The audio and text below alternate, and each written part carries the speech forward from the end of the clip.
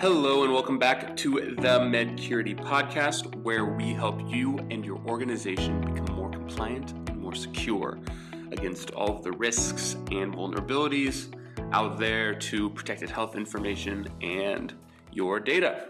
We have been, over the last 2 weeks, going over the new HHS updates and quick overview of the cybersecurity performance goals. They are a strategic framework designed to help healthcare entities and organizations protect themselves against digital threats, the increasing number of digital threats that have been prevalent over the last couple of years, and essentially aiming at enhancing the overall cybersecurity posture of the healthcare industry at large.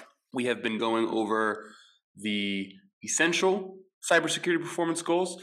Quick overview again, there are the essential and the enhanced. Essential being the bedrock and the foundation of a cybersecurity protection plan, and the enhanced being a more advanced set of procedures and protocols.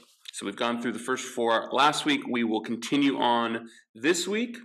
So the fifth goal that is listed in the essential cybersecurity performance goals is strong encryption over your data. So identifying and encrypting highly sensitive information, ensuring that it is protected both while it is being stored as well as being transmitted. This can look like end-to-end encryption, selecting specific encryption protocols, like the advanced encryption standard, which is highly recommended, as well as managing encryption keys wisely, and developing a comprehensive policy for managing these encryption keys. Cybersecurity performance goal number 6 is revoking credentials for departing workforce members. This is a big one. A lot of people forget to do that, forget to take away access to employees that no longer work for the organization. And that is a big vulnerability and risk. And so ensuring that you do that is, well, it makes sense that it's a bedrock and foundational goal.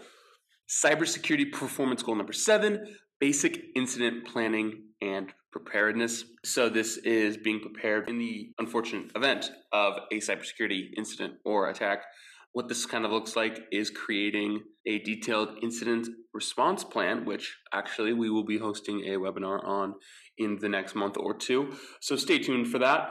Other tips around this: establishing a dedicated team responsible for responding to cybersecurity incidents. This could be your IT team, this could be a practice manager. Having clear communication protocols around that, which would be a preparedness plan, and regularly training internal staff members on the do's and the don'ts around cybersecurity. CPG number 8, having unique credentials for your staff. The idea here is simple: making sure that everybody has their own set of login credentials, regularly updating those login credentials, so changing your password often, as well as enabling two-factor authentication for login systems within your healthcare organization. Cybersecurity performance goal number 9 is having separate user and privileged accounts. This is part of something we would go over in a security risk analysis. So if that's not something you have done yet, feel free to reach out. We can help you out with that. But what this looks like is having policies and procedures around limiting access to need-to-know information to those who need to know it. Not giving everybody in your organization the same level of access to different types of protected health information. This minimizes risk of leakage of information, etc. So overall, increases a streamlined access to protected health information and minimizes risk of mistakes. Cybersecurity performance goal, CPG number 10, is vendor/supplier cybersecurity requirements. Organizations today work with so many different vendors or suppliers, also known as business associates.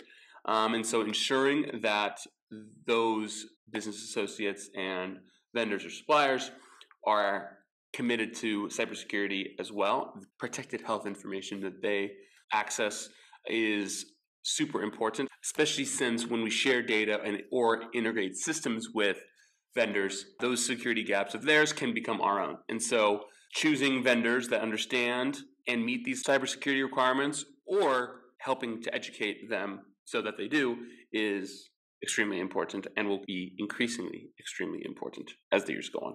So that is 10 cybersecurity performance goals that are outlined in the HHS updates. Thanks for joining us these last 3 weeks. As we go over these, we will start going over the enhanced goals in the next 2 weeks. But by now you should have a solid understanding of the basics and the foundation of a proper cybersecurity strategy for your organization. Again, feel free to reach out. This is what we do. We can help you out with this as well. Stay tuned in the next couple weeks as we start to explore the more advanced version.